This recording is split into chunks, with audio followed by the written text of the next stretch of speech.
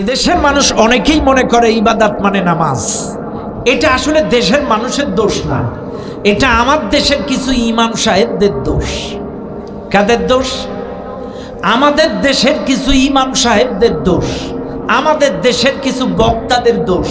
কারণ আমাদের দেশের কিছু ইমামরাই শিখিয়েছে ইবাদত মানে নামাজ। আসো নামাজ পড়ো, যা করো করো করো, অন্তত নামাজটা পড়ো। তার মানে সুদ খাও, ঘুষ খাও, জেনা করো, যা করো, অন্তত নামাজটা পড়ো। এটা আমার আপনার দেশের ইমামরা শিখাইছে। রাগ করবেন না, আল্লাহু আলাম, আল্লাহ ভালো জানে। বোঝানোর জন্য বলছি, এদেশের মানুষ মনে করে, অনেক ইমাম মনে করে ইবাদত মানে শুধুমাত্র নামাজ। এই জন্য এদেশে দেখবেন অনেক মানুষ 5 ওয়াক্ত নামাজও পড়ে, সুদও খায়, নামাজও পড়ে, ঘুষও খায়, নামাজও পড়ে, লোকের জমির আল ঠেলে, নামাজও পড়ে, বোনের জমি ফাঁকি দেয়, নামাজও পড়ে, ভাতিজার জমি ফাঁকি দেয়, নামাজ পড়ে, ভাই ভাইয়ের জমি ফাঁকি দেয়, প্রতিবেশীর জমি ফাঁকি দেয়। কারণ কি? হুজুর শিখাইছে ইবাদত মানে নামাজ। আমার ইবাদত তো ঠিক আছে, সুদ খাই, ঘুষ খাই, আর যা করি করি করি, ইবাদত মানে নামাজ। কথা বলেন না কেন? যা করি করি সব ঠিক আছে, ইবাদত মানে নামাজ, আমার নামাজ তো ঠিক আছে। কিন্তু শুনে নেন না, ইবাদতের অর্থ আল্লাহর আদেশ আর নিষেধের গোলামি করা, আল্লাহর আদেশ নিষেধের গোলামি করা। এই মাহফিলের জনগণ এবার শুনে নেন, ইবাদতটা বুঝলাম গোলামি করা, ইবাদতটা বুঝলাম দাসত্ব করা, নত হওয়া, অনুসরণ করা। আল্লাহর আদেশ আর নিষেধের গোলামি করার নাম ইবাদত। এই মাহফিলের জনগণ এবার শুনে নেন, লাফসার জনগণ শুনে নেন। এবার যদি আপনারা প্রশ্ন করেন, হুজুর ইবাদত আমরা কতক্ষণ করব? আল্লাহর কোরআন ডাক দিয়ে বলেন, ওয়া'বুদ রাব্বাকা হাত্তা ইয়াতিয়াকাল ইয়াকিন। আল্লাহর কোরআন ডাক দিয়ে বলেন, নিশ্চিত মৃত্যু আসার আগ পর্যন্ত আমার গোলামি করো। যতক্ষণ পর্যন্ত তোমার কাছে মৃত্যু না আসবে, শেষ নিঃশ্বাস ত্যাগ করার আগ পর্যন্ত শুধুমাত্র কেবলমাত্র আমার গোলামি করো। এই মাহফিলের জনগণ যদি প্রশ্ন করেন ইবাদত কোথায় কোথায় করব, কোথায় কোথায় গোলামি করব, আল্লাহ পাক তাও বলেন, ইয়া ইবাদিয়াল্লাযীনা আমানু ইন্না আরদি ওয়াসিআতুন ফাইয়ায়া ফা'বুদুন। আল্লাহ পাক বলেন, হে ইমানদারগণ, এই পৃথিবীটা অনেক বড়, এই পৃথিবীটা প্রশস্ত, কাজে আমার ইবাদত করো। নদীতে থাকো ইবাদত করো আমার, জঙ্গলে থাকো গোলামি করো আমার, সংসদে থাকো গোলামি করো আমার, রান্নাঘরে থাকো গোলামি করো আমার, ব্যবসায় থাকো গোলামি করো আমার, চাকরি করো গোলামি করো আমার, যেখানেই থাকো না কেন সব ক্ষেত্রে গোলামি করো কার? আরো জোরে বলেন কার? রান্নাঘরে গোলামি করা লাগবে কার? ব্যবসার মধ্যে গোলামি করা লাগবে কার? অর্থনীতিতে গোলামি করা লাগবে কার? রাজনীতিতে গোলামি করা লাগবে কার? পরিবার নীতিতে গোলামি করা লাগবে কার? সংস্কৃতিতে গোলামি করা লাগবে কার? তাহলে বলেন জীবনের সব ক্ষেত্রে গোলামি করা লাগবে কার? ইয়া ইবাদিয়াল্লাযীনা আমানু ইন্না আরদি ওয়াসিআতুন ফাইয়ায়া ফা'বুদুন। এই জমিনে তুমি যেখানেই থাকো না কেন সেখানেই গোলামি করো কার? ব্যাস বুঝে গেলাম। এবার আসেন, আপনারা প্রশ্ন করবেন, হুজুর আমরা গোলামি করব কেন? প্রশ্ন, গোলামি করব কেন? যদি এই মাহফিলের জনগণ আপনারা প্রশ্ন করেন যে গোলামি আমরা করব কেন, আমরা কি গোলামি করতে বাধ্য নাকি? গোলামি করব কেন? কারণ কি? শুনে নেন, আপনি আমি গোলামি করতে বাধ্য 5টা কারণে। জোরে কোন কয়টা? সবাই বলেন। 5টা কারণে আপনাকে গোলামি করা লাগবে। একটা একটা করে শুনে নেন। 1 নাম্বার, আল্লাযী খলাকাকুম, তিনি আমাদেরকে সৃষ্টি করেছেন, এজন্য গোলামি করা লাগবে কার? এ জোরে বলেন কার? আমাদেরকে সৃষ্টি করেছেন কে? আরো জোরে বলেন। আওয়ামী লীগ বানাইছে, বিএনপি বানাইছে, জাতীয় পার্টি বানাইছে, চরমনাই বানাইছে, কেউ বানাইছে? আল্লাযী খলাকাকুম, তিনি আমাদেরকে সৃষ্টি করেছেন। মনে রাখবেন এই মাহফিলের জনগণ, এই জন্য আমাদেরকে তার গোলামি করা লাগবে, কারণ তিনি আমাদেরকে সৃষ্টি করেছেন, এত সুন্দর করে নিপুণ হাতে সৃষ্টি করেছেন। আমার আপনার 3.5 হাত বডির দিকে তাকায় দেখেন কি সুন্দর করে আপনাকে আমাকে সৃষ্টি করেছে। ও ভাই, একবার চিন্তা করেন না, একবার চিন্তা করেন না, ভালো করে বেরেন দিয়ে খাটান না। বাইরে আজকের এই মাহফিলের জনগণ মনে করে যে স্বাভাবিকভাবেই আমরা তৈরি হয়েছি, না, আল্লাহ কি সুন্দর করে নিপুণ হাতে আপনাকে আমাকে সৃষ্টি করেছে। বৈজ্ঞানিকরা গবেষণা করে বের করেছে একজন মানুষের দেহে 3.5 কোটি টাকার অঙ্গ প্রত্যঙ্গ আছে। চোখ, কান, নাক, heart, kidney, lungs, bulb, total অঙ্গ প্রত্যঙ্গ মিলিয়ে 3.5 কোটি টাকার পার্টসপাতি আল্লাহ পাক আপনাকে আমাকে বিনা মূল্যে দিয়েছেন, বিনা মূল্যে দিয়েছেন। শুধু তাই না, একটু মিলায় নেন কি সুন্দর করে বানাইছেন। ও ভাই দেখেন না, এই যে আমার আপনার কান, এই যে কান আল্লাহ সৃষ্টি করছেন কি সুন্দর করে। এই কানে মানুষ এক একজনের আওয়াজ এক এক রকম শোনে। আচ্ছা বলেন তো, যদি সবার আওয়াজ একরকম লাগতো, সবার আওয়াজ একরকম যদি হতো, তাহলে একটা গন্ডগোল লেগে যেত না? বোনের আওয়াজ একরকম, মায়ের আওয়াজ একরকম, বাবার আওয়াজ একরকম, স্ত্রীর আওয়াজ একরকম, সন্তানের আওয়াজ একরকম, এক একজনের আওয়াজ এক এক রকম।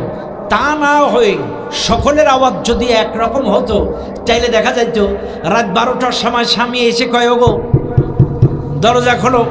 আবার অন্য সময়, অনেক সময় স্বামী বাড়ি নাই, চোরেও এসে বলছে 12টার সময় দরজা খোলো। কথা সবার কণ্ঠ যদি এক হইতো আর কি, তাইলে চোরেও বলতো ওগো দরজা খোলো, বাড়িওয়ালাও বলতো, ইসলামিক কায়দায় সব চুরি করে নিয়ে চলে যেত। শুধু কি তাই, আমাদের অনেক চ্যাংড়ারা আছে এই জায়গায়, আমি নাম বলবো না, একটু মিলাই নেন। মনে করেন আপনার একটা গার্লফ্রেন্ড আছে, যদিও ইসলামে এটা বিয়ের আগে জায়েজ নাই, মনে করেন আছে, লাফসা ছেলেপেলের নাই, এটা আমি জানি, এরা খুব ভালো। মনে করেন আপনার গার্লফ্রেন্ড আছে, এখন সবার কণ্ঠ এক। এখন আপনি ফোন দিছেন আপনার বান্ধবীর কাছে, কিন্তু কোনো কারণে আপনার বান্ধবী টয়লেটে বা বাইরে, ফোনটা ধরছে আপনার হবু শাশুড়ি। এখন সবার কণ্ঠ এক, এখন ধরছে আপনার শাশুড়ি, কণ্ঠ তো এক, বোঝার কায়দা নাই, প্রতিদিন যা বলতেন আজকেও তাই শুরু করছেন। বলেন তো গন্ডগোল লাগতো না? এটা পেশাল বাইদে যাইতো। এই জন্য আমার মালিক সবার কণ্ঠ যাতে একরকম না হয়, আল্লাহ এই কানের মধ্যে একটা ইথার মেশিন দিয়েছেন। এই ইথার মেশিনটা এক একজন মানুষ 2 কোটি আওয়াজ ডিভাইডেড আলাদা আলাদা 2 কোটি আওয়াজ তার কানে গ্রহণ করতে পারে। এটা জোরে বলেন না সুবহানাল্লাহ। 2 কোটি আওয়াজ। মায়ের আওয়াজ একরকম, ভাইয়ের আওয়াজ একরকম, বোনের আওয়াজ একরকম, স্ত্রীর আওয়াজ একরকম, বাবার আওয়াজ একরকম, বান্ধবীর আওয়াজ একরকম, এক একজনের আওয়াজ এক এক রকম। 2 কোটি আলাদা আলাদা আওয়াজ কানে গ্রহণ করতে পারে। চিৎকার মেরে বলেন সুবহানাল্লাহ। এবার আপনি আপনার নাকটা নিয়ে চিন্তা করেন। ও ভাই একটু চিন্তা করেন না, আপনার এই নাক দেখেন তো, মনে করেন এটা কেরোসিনের বোতল আর এইটা হলো আতরের বোতল। আপনার চোখ নাই, অন্ধ, এই কেরোসিনের বোতল যদি নাকে ধরি, নাক বলতে পারে না? আবার যদি আতরের বোতলটা ধরেন, আচ্ছা বলেন তো, আপনার তো চোখ নাই, নাকের মধ্যে আল্লাহ মেশিনটা লাগায় দিল। কি মেশিন? কোনটা কেরোসিন আর কোনটা আতর আপনার নাকে বলে দিল। চিৎকার মেরে বলেন সুবহানাল্লাহ। কি মেশিন আমার আল্লাহ লাগায় দিল। একটু চিন্তা করেন, কেন গোলামি করবেন না আল্লাহ? আপনি আল্লাহর গোলামি করতে বাধ্য, কারণ আল্লাহ বলছেন আল্লাযী খালাকাকুম, আমি তোমাদেরকে সৃষ্টি করেছি, এজন্য গোলামি করা লাগবে আমার। আজ এই মাহফিলে যারা আছেন শুনে নেন, একটা মানুষের যদি কিডনি ড্যামেজ হয়ে যায়, তাকে ডায়ালিসিস করা লাগে, সপ্তাহে 2 দিন সর্বনিম্ন 2000 টাকা লাগে ডায়ালিসিস খরচ। তাহলে মাসে কয়বার? 8 বার। 8 বার ডায়ালিসিস করলে 1 মাসের ডায়ালিসিস খরচ হলো 16,000 টাকা। ও ভাই, কিন্তু আমার আল্লাহ একজন সুস্থ মানুষের দেহে মাসে, তার মানে মাসে 30 বার ডায়ালিসিস করে। কয়বার? সবাই বলেন 30 বার। তাইলে একবার চিন্তা করেন, একবার ডায়ালিসিস খরচ যদি 2000 টাকা হয়, চাইলে আমার আল্লাহ যে ডায়ালিসিস গুলো করে এর বিল 30 দুগুণ 60। এবার আপনারা বলেন 50 বছর বয়স আপনার, 50 বছরে ডায়ালিসিস খরচ কত? সুবহানাল্লাহ বলবেন না? একটু চিন্তা করেন না। আল্লাহ পাক যে অক্সিজেনটা আপনাকে আমাকে দেন, একবার চিন্তা করেন, একবার চিন্তা করেন। এই যে করোনা ভাইরাস চলে গেল, করোনার সময় কোনো একটা রোগীকে যদি হসপিটালে ভর্তি করা হয়েছে, 1 ঘন্টা অক্সিজেনের বিল 200 টাকা। একদিন যদি কাউকে হসপিটালে অক্সিজেন দেওয়া হয়, একদিনের অক্সিজেনের বিল 2400 টাকা। এই 2 ঘন্টা 200 টাকা করে হলে 4800 টাকা একদিনের অক্সিজেনের বিল। ও ভাই, তাইলে একদিনের অক্সিজেনের বিল যদি 4800 টাকা হয়, চাইলে এবার আপনারা বলেন 1 মাসের অক্সিজেনের বিল কত? 1,44,000 টাকা।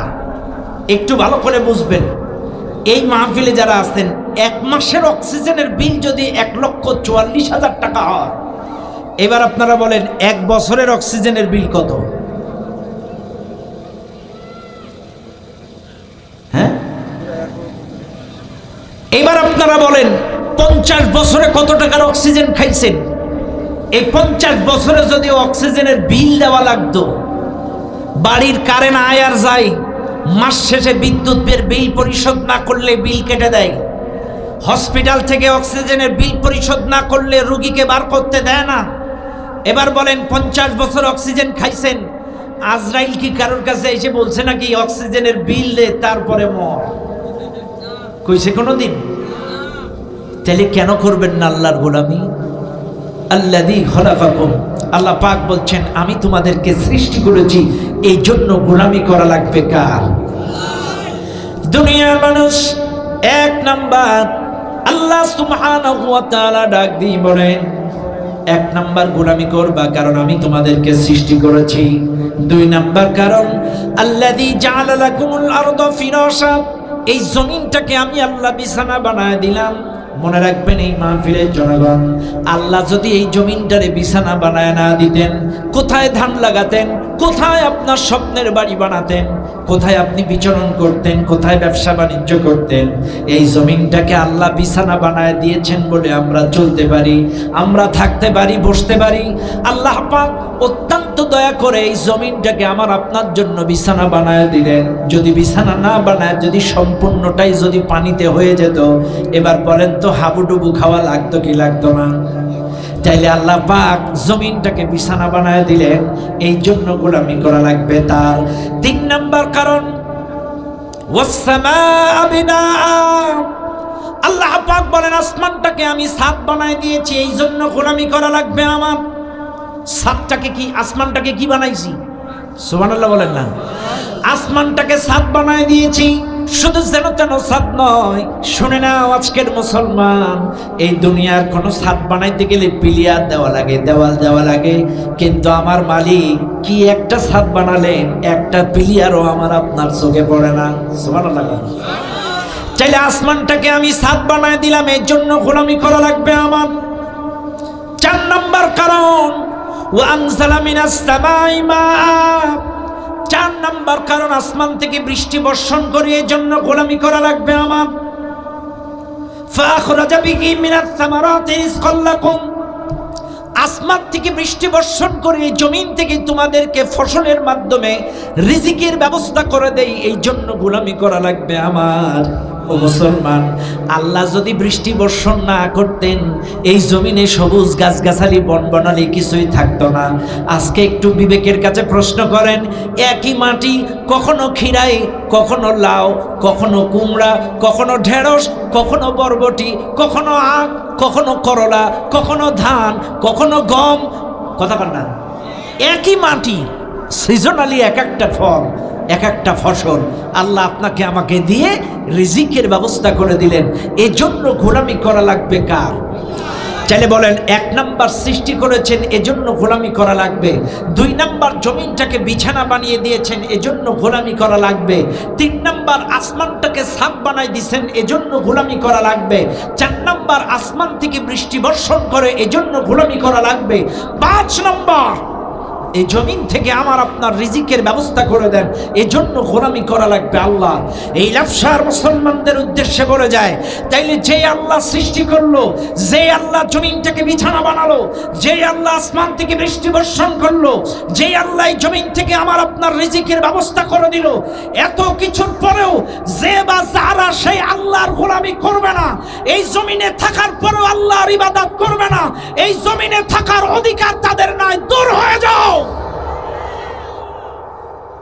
বের হয়ে যাও। যাবেন কোন জায়গায়? আছে কোনো জায়গা? কথা কথা আছে কোনো জায়গা? কোনো জায়গা নাই।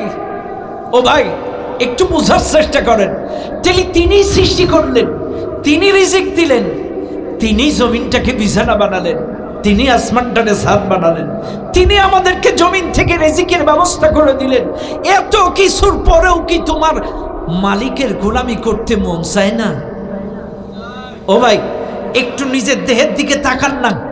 আপনার 2টো কিডনি, মনে করেন সাপোর্টস, আমি বোঝানোর জন্য বলছি, মনে করেন আপনি সৌদি আরবে ছিলেন, 10 বছর পর বাড়ি আসছেন, আপনার বউ ছিল, বিয়ে করে রেখে চলে গেছিলেন, আপনার বউ দুজন মিলে আছেন, বিদেশ থেকে আসছেন, মাস 2-1 ভালো যাওয়ার পরে হঠাৎ আপনার মাজায় ব্যথা উঠছে, হঠাৎ আপনার মাজায় ব্যথা উঠছে।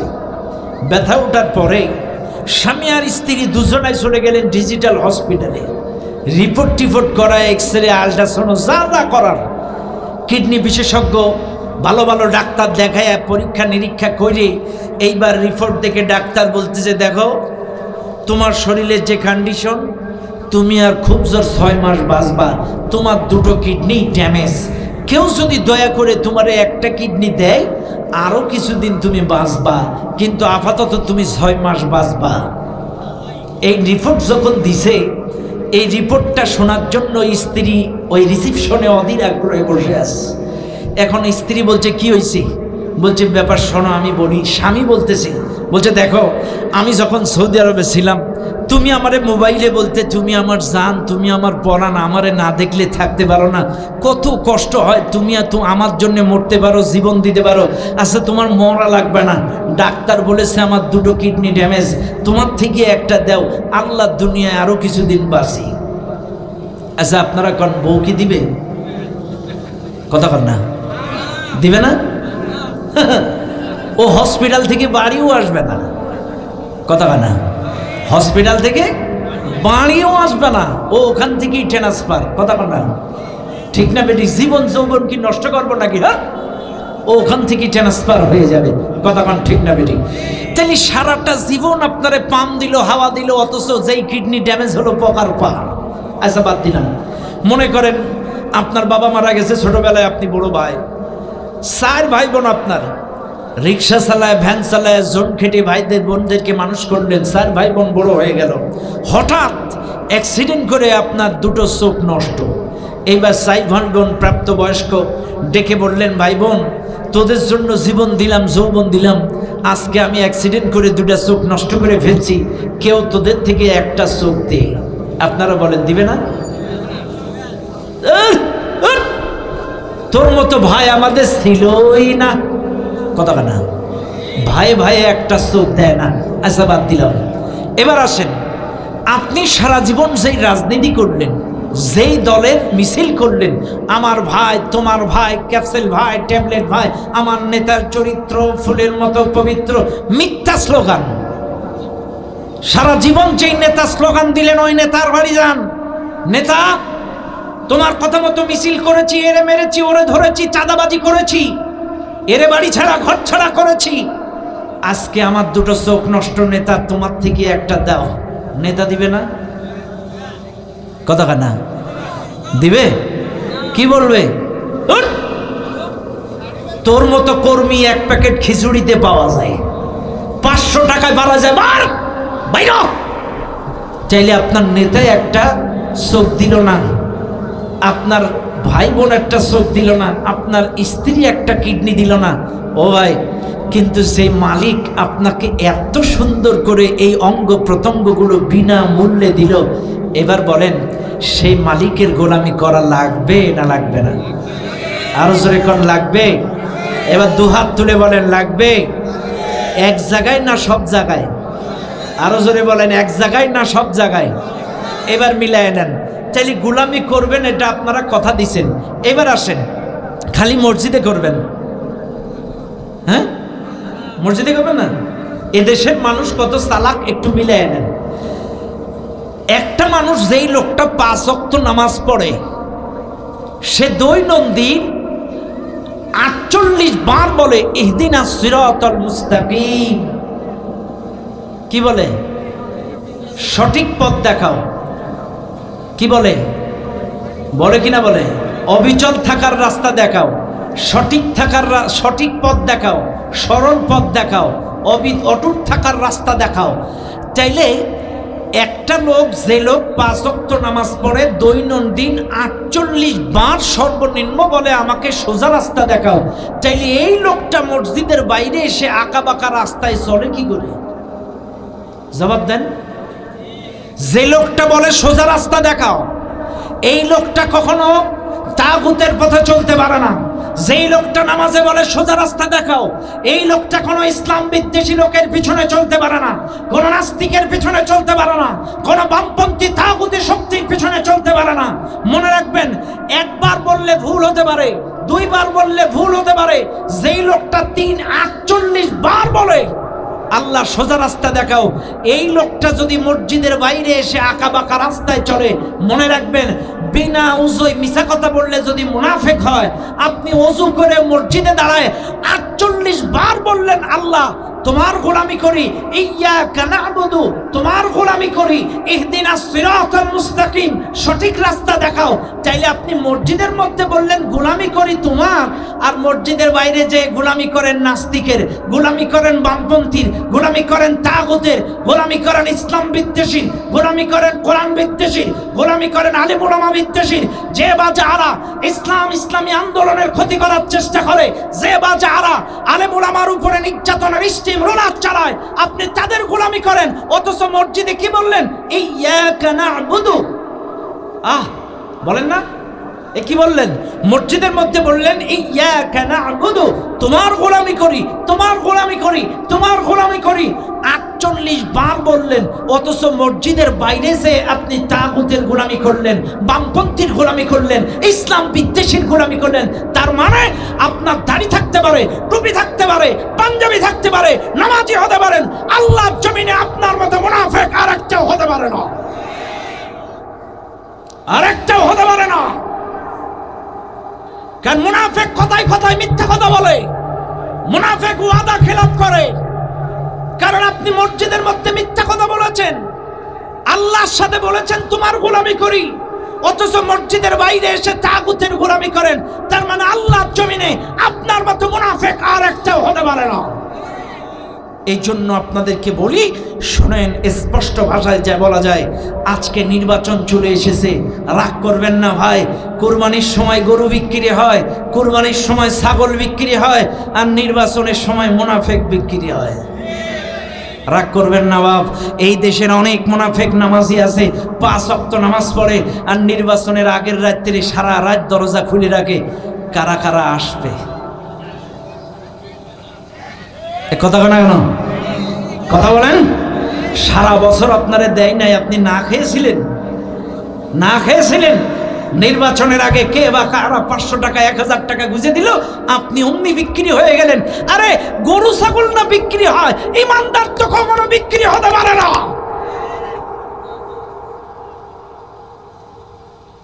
ইমানদার কখনো বিক্রি হয় না, বিক্রি হয় মুনাফিক। এদিকেও যায় ওদিকেও যায়, সময় অনুযায়ী ডিগবাজি খায়। মনে রাখবেন মুসলমানেরা, আপনাদেরকে বলে যাই, চাইলে বলেন মসজিদের মধ্যে গোলামি করবেন কার? ব্যবসা করার সময় গোলামি করবেন কার? চাকরি করার সময় গোলামি করবেন কার? অর্থনীতিতে গোলামি করবেন কার? সমাজনীতিতে গোলামি করবেন কার? শিক্ষানীতিতে গোলামি করবেন কার? গোটা বাংলাদেশের দিকে এবার তাকায় দেখেন। এইবার আপনি একটা একটা করে বাস্তবতার ভিত্তিতে মিলায় নেন। আপনি মসজিদের মধ্যে গোলামি করছেন আল্লাহর, পরিবারের মধ্যে আল্লাহর গোলামি করেন তো? হ্যাঁ, পরিবারের মধ্যে আল্লাহর গোলামি আছে তো? রাগ করেন না, কথাটা মিলায় নেন। ও ভাই, আপনি জোহরের নামাজ পড়ছেন জামাতে, আসরের নামাজ পড়ছেন জামাতে, মাগরিবের নামাজ পড়ছেন জামাতে, আর আপনারই 18 বছরের মেয়ে মন্টু মিয়ার বাগান বাড়ি পর পুরুষের সাথে বাদাম খাচ্ছে জামাতে। কথা তাহলে পরিবারের মধ্যে আল্লাহর গোলামি আছে, পর্দা আছে, ইসলাম আছে? নাই। আপনি মসজিদের মধ্যে খালি নামাজ পড়তেছেন অথচ পরিবারের মধ্যে ইসলাম নাই, পরিবারের মধ্যে পর্দা নাই, পরিবারের মধ্যে জিকির নাই, পরিবারের মধ্যে সব 2 নম্বরই।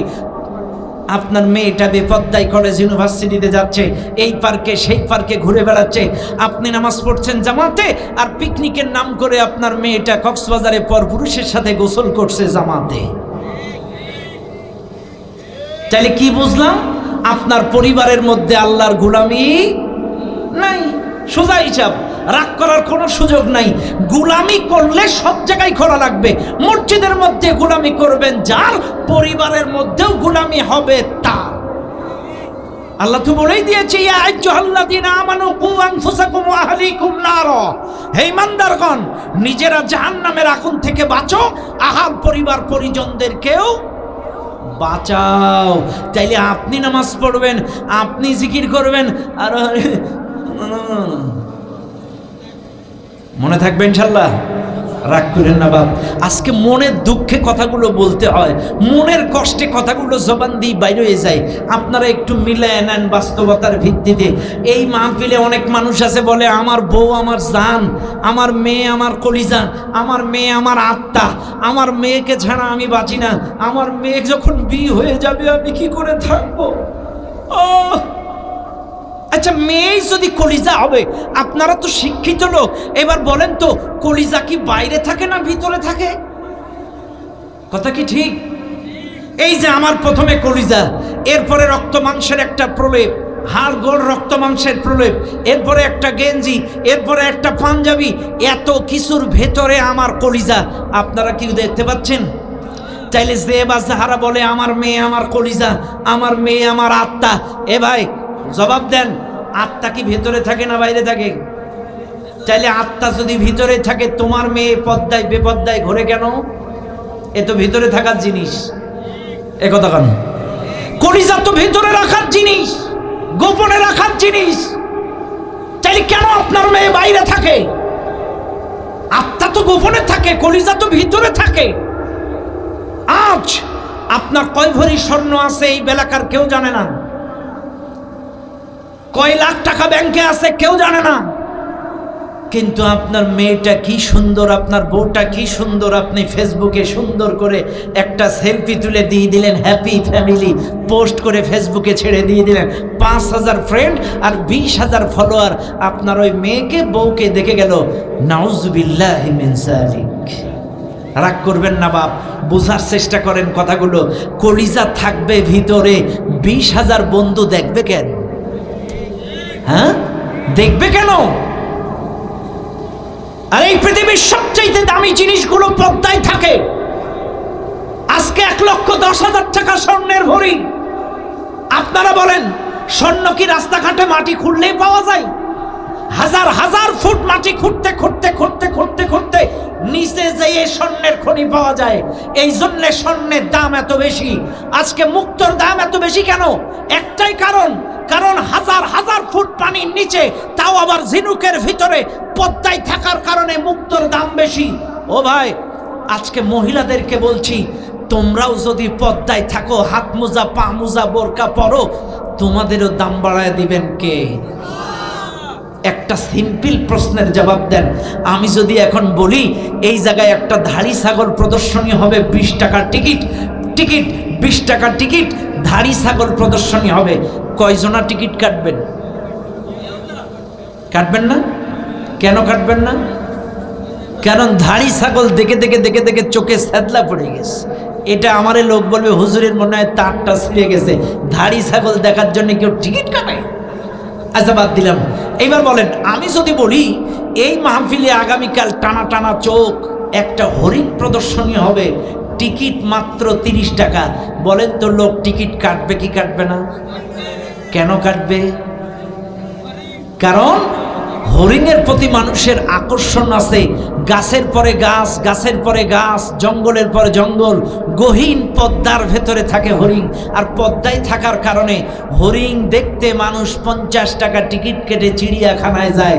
চাইলে বলেন, পদ্মায় থাকার কারণে হরিণের দাম বাড়ায় দিচ্ছেন কে? অথচ আমার দেশের মা বোনেরা না। কথা কি ক্লিয়ার? আর বোঝাবো না, জ্ঞানী মানুষ ইশারায় বুঝে। চাইলে বলেন, পরিবারের মধ্যে গোলামি করবেন কার? এবার আসেন দুনিয়ার মানুষ, অর্থনীতিতে গোলামি করবেন কার? এবার বলেন কার? এই মাহফিলে যারা আছেন ভালো করে শুনে নেন, আপনারা ভালো করে লক্ষ্য করবেন। এই মাহফিলের জনগণ, আমার আপনার জেলার মধ্যে ডিসি অফিস আছে, টিওনো অফিস আছে, উপজেলা পরিষদ আছে, এই দেশের মধ্যে ভূমি অফিস আছে, এই দেশের মধ্যে সরকারি বেসরকারি অফিস আছে। রাগ করবেন না, একটা সময় আমার কোট মসজিদ চত্বরে কোনো মসজিদ ছিল না, কিন্তু এখন দৃষ্টিনন্দন একটা মসজিদ হয়েছে। আজকে আশ্চর্য হয়ে যাবেন, আলহামদুলিল্লাহ, আজান দিলে এই কোটের 50% স্টাফ আজান দিলে মসজিদে চলে যায়, নামাজ জামাতে আদায় করে। আহারে কি সুন্দর ভালো ব্যাপার! আজান দিলে 50% মানুষ জামাতে নামাজ আদায় করে, কোর্টের স্টাফ যারা তারা। এইবার বলেন, নামাজ পড়ে আছে মসজিদের এই অফিসের মধ্যে, ঘুষগুলো খায় কারা? জেনে খায়, ভূতে খায়, কারা খায়? স্টাফে খায়। তাহলে কি বুঝলাম? অর্থনীতিতে আল্লাহর গোলামি নাই, মসজিদের মধ্যে গোলামি আছে। আজান দিলে তালা লাগায়া মসজিদে যে আল্লাহু আকবার, কি নামাজি, অথচ অফিসের ভিতরে এক এক সিগনেচারে 20-30 হাজার মেরে দিচ্ছে, মালুম হচ্ছে না। আমি একটা গান বলি, বলবো নাকি? রাগ করবেন না তো? বলবো। শোনো এই দেশটার গল্প করি, দেশটা মনে হয় স্বপ্ন পড়ি। শোনো এই দেশটার গল্প করি, দেশটা মনে হয় স্বপ্ন পড়ি। সুদখোর, ঘুষখোর, মদখোর, জুয়াখোর, হেতায় আছে ভরি ভরি, হেতায় আছে ভরি ভরি। শোনো এই দেশটার গল্প করি, এ দেশে অসৎ কামাই কেউ করে না, তবে সুযোগ পেলে ঘুষের টাকা কেউ, ঠিক আছে কিনা? কোন এ দেশে অসৎ কামাই কেউ করে না, তবে সুযোগ পেলে ঘুষের টাকা কেউ ছাড়ে না। টেবিলের নিচ থেকে হাত বাড়িয়ে কালো টাকাটা নেই ছাড়িয়ে, করছে তারা বড় দেশের চুরি, দেশের চুরি। শোনো এই দেশটার গল্প করি, এ দেশে বেপত্তা হয়ে কেউ চলে না, তবে মন্টু মিয়ার বাগান বাড়ি জোড়ায় জোড়ায় সারা, ঠিক আছে কিনা? এ দেশে মিথ্যা কথা কেউ বলে না, তবে মিথ্যা ছাড়া মামলা মোকদ্দমা চলেনি। এত মিথ্যা কথা এই কোর্ট কাছারিতে রে বাপ! এই সেদিন দেখলাম কুমিল্লাতে গাছ আজীবন অন্ধ, জন্ম অন্ধ, অথচ এই লোকটা গাছ কাটা মামলার আসামি। কত ওয়াজ করবো কোন জায়গায়? সারা জীবন জন্ম অন্ধ, অথচ এই লোকটা গাছ কাটা মামলার হাজিরা দিতে আসছে। এটাতে দেখতেই পাই না, হে গাছ কাটলো কেমনি? শয়তানেও লজ্জা পায় এদের মামলা দেখলে। কতক্ষণ ঠিক না বেঠিক? বোঝার চেষ্টা করেন মুসলমানেরা আমার। তাহলে আমি আপনাদেরকে বোঝাচ্ছিলাম, অর্থনীতিতেও গোলামি করা লাগবে কার? আরো জোরে বলেন কার? আজ আমার আপনার নামাজ কবুল হচ্ছে না কেন? আমার আপনার দোয়া কবুল হচ্ছে না কেন? আমার আপনার হজ কবুল হচ্ছে না কেন? আমার আপনার দান সদকা কবুল হচ্ছে না কেন? তার একটাই কারণ, আমরা আজকের হারামের সাথে সম্পৃক্ত। হারামের সাথে সম্পৃক্ত, হয় সুদ নাইলে ঘুষ, হয় সুদ নাইলে ঘুষ, হয় সুদ নাইলে ঘুষ। আমার কথা রাগ করবেন না, প্রত্যেকটা মানুষ সুদের সাথে সম্পৃক্ত, কেউ এড়াতে পারবেন না। মিলায় নেন, মিলায় নেন। আজকে কেন অনাবৃষ্টি, কেন প্রচন্ড গরম, কেন আজকে আল্লাহর গজব, এখানে আগুন সেখানে আগুন, কেন আজকে এত গজব? একটি কারণ মনে রাখবেন, যহরাল ফাসাদু ফিল বাররি ওয়াল বাহরি বিমা কাসাবাত আইদিন নাস। জলে স্থলে যত ফাসাদ সৃষ্টি হয়, আযাব গজব বিপদ আপদ আসে, এটা আমার আপনার দুই হাতের কামাই। যেই সমাজে জেনা এবং সুদ বেড়ে যায়, ওই সমাজে আল্লাহর গজব অনিবার্য, কেউ ঠেকাইতে পারে না। আজকে মিলায় নেন, কেন এত গরম, কেন এত গজব, মিলায় নেন। প্রত্যেকটা মানুষ সুদের সাথে সম্পৃক্ত। মিলান, প্রমাণ। কেউ হিরো গাড়ির কিস্তি দিচ্ছে, কেউ ওয়ালটন ফ্রিজের কিস্তি দিচ্ছে, কেউ ভীষণের কিস্তি দিচ্ছে, কেউ এসির কিস্তি দিচ্ছে, কেউ বা আবার গাড়ির কিস্তি দিচ্ছে, কেউ হাউস লোনের কিস্তি দিচ্ছে, কেউ বা আবার কি বলে বিরাট সমিতির কিস্তি দিচ্ছে, কেউ অগ্রণীর কিস্তি দিচ্ছে। আবার দেখবেন কেউ কিস্তি দিচ্ছে না, অথচ ওর বন্ধু কিস্তি নিছে, লোন নিছে, ওই গ্রান্টারে সিগনেচার করেছে সাক্ষী হিসেবে। আচ্ছা, তাও বাদ দিলাম, কেউ সুদের সাথে সম্পৃক্ত না। কিন্তু এদেশের সরকার চীন থেকে, রাশিয়া থেকে, বিভিন্ন দেশ থেকে লোন নিয়েছে এই জনগণকে দেখিয়ে। যাবেন কোন জায়গায়? যাওয়ার জায়গা নাই। মাথার উপরে সুদের একটা চাপ আছে, রাষ্ট্রীয়ভাবে সুদের একটা চাপ আছে। কারণ আপনারা সুদ খান না, কিন্তু বিভিন্ন দেশ থেকে 18 কোটি জনগণকে দেখাইয়েই কিন্তু লোন নেওয়া হয়েছে। এই লোনের ভার কিন্তু আপনার মাথা পিছু আছে। রাগ করেন না বাপ, বোঝার চেষ্টা করেন কথাগুলো বেরেন দিয়ে ভালো করে। তাইলে এটা গেল সুদ। এবার আসেন দুই, জেনা। জেনার সাথে সম্পৃক্ত। কেউ চোখ দিয়ে স্কুল কলেজে মেয়েদের দেখছে, কেউ মোবাইলের মধ্যে গান বাজনা অশ্লীলতা ব্লু ফিল্ম দেখছে, পর্নোগ্রাফি দেখছে, বিভিন্ন কায়দায় আজকে আপনি আমি জেনার সাথে সম্পৃক্ত। রাগ করবেন না আমার কথায়। শয়তান মানুষকে অশ্লীলতার আদেশ দেয়। আশ-শাইতানু ইয়াইদুকুমুল ফাকরা ওয়া ইয়া'মুরুকুম বিল ফাহশা। মানুষকে দারিদ্রতার ভয় দেখায় এবং অশ্লীলতার আদেশ দেয়। আপনি মোবাইল টানেন, আমরা একটা গজল দিলে, একটা ওয়াজ ছাড়লে, এটা লাইক হয় অন্তত 300, কমেন্ট হয় 35টা। কিন্তু কোনো একটা মেয়ে যদি এঁকে বেঁকে একটা ছবি এরকম করে ছেড়ে দেয়, অন্তত 3500 কমেন্ট, 32,000 লাইক আর 5,500 শেয়ার। কারা করে এগুলো? জেনে করে? কথা না, এটা জুম করে করে দেখে কথা। চাইলে আপনি চোখ দিয়ে জেনা করছেন, এড়ানোর কোনো সুযোগ নেই। মনে রাখবেন, ইন্নাস সামআ ওয়াল বাসারা ওয়াল ফুআদা কুল্লু উলাইকা কানা আনহু মাসউলা। কিয়ামতে প্রত্যেকটা অঙ্গ প্রত্যঙ্গ সম্পর্কে আপনাকে প্রশ্ন করা হবে। আপনার চোখকে কিয়ামতে আল্লাহ প্রশ্ন করবে, এই চোখ দিয়ে কি দেখেছো? আপনার চোখ আল্লাহর সামনে কিয়ামতে সাক্ষ্য দেবে, ও আল্লাহ, এই চোখ দিয়ে বেগানা নারীকে দেখেছে, বান্ধবীকে দেখেছে, গোসলের সময় নারীকে দেখেছে, বিভিন্ন পার্কে দেখেছে, রাতের বেলায় মোবাইলে হিন্দি সিনেমা, বাংলা, ইংলিশ দেখেছে, তাও না হলে বান্ধবীর সাথে ভিডিও কলে সেটিং ম্যাটিং করেছে। বাইরে আপনার চোখ আল্লাহর সামনে সাক্ষ্য দেবে, আপনার কান সাক্ষ্য দেবে, আপনার হাত সাক্ষ্য দেবে, আপনার পা সাক্ষ্য দেবে। প্রত্যেকটা অঙ্গ প্রত্যঙ্গ কিয়ামতে আপনার বিরুদ্ধে সাক্ষ্য প্রদান করবে। এই জন্য আপনাদেরকে বলি, ভাইরে মনে রাখবেন, স্পষ্ট ভাষায় বলছি, ভাইরে আপনারা হারাম থেকে ফিরে আসেন। ওয়ায়ুহিব্বুল মুতাতাহহিরিন। আল্লাহ বলছেন, আমি পবিত্রতা অবলম্বনকারীদেরকেই ভালোবাসি। যারা সদা সর্বদা পবিত্র অবস্থায় থাকে, আমি আল্লাহ তাদেরকে ভালোবাসি। নাপাক ব্যক্তির উপরে লানত, নাপাক ব্যক্তির উপরে অভিশাপ, নাপাক ব্যক্তিকে আল্লাহ ভালোবাসে না। এই জন্য সদা সর্বদা পবিত্র থাকবেন। আর মনে রাখবেন, পবিত্রতা শুধু ওযু আর গোসলে হয় না। পবিত্রতা দুই প্রকার, একটা আত্মার পবিত্রতা আর একটা বাহ্যিক পবিত্রতা। আত্মার পবিত্রতা হয় হালাল খাদ্য খাবারে, বাহ্যিক পবিত্রতা হয় ওযু আর গোসলে। 100% ওযু গোসল সহি, কিন্তু যেই খাদ্যটা খাচ্ছেন এটা হয় ঘুষের, নাই সুদের, হয় ঘুষের নাই সুদের। চাকরিতে ঘুষ খাচ্ছেন, নাইলে বিভিন্ন দালালি করে 2 নম্বরই করছেন। বোনের জমি ফাঁকি দিয়েছেন, বিভিন্ন কায়দায় হারাম খাচ্ছেন। এই হারাম খাওয়ার কারণে আপনার শরীর, আপনার আত্মা নাপাক। আর যতই ওযু গোসল করেন, নাপাক আত্মা দিয়ে কখনো ইবাদত কবুল হবে? আজকে আপনি মনে করেছেন ঘুষ খেয়ে আপনি খুব ভালো আছেন, না। আপনার বউ অসুস্থ, আপনার ছেলে অসুস্থ, আপনার বাচ্চা প্রতিবন্ধী। অনেক বাড়িতে দেখবেন বাচ্চা প্রতিবন্ধী হয়, স্ত্রী অসুস্থ থাকে, আলসার থাকে, ক্যান্সার থাকে, বিভিন্ন রোগ আপনার পরিবারের মধ্যে ঢুকে যায়। এই জন্য বলবো, হারাম খাবেন না। অর্থনীতিতেও গোলামি করা লাগবে কার? জোরে বলেন কার? ব্যাস মনে থাকবে ইনশাল্লাহ। ভাইরা আমার, বাবাজিরা আমার, জীবনের সব ক্ষেত্রে গোলামি করবেন কার? ব্যাস।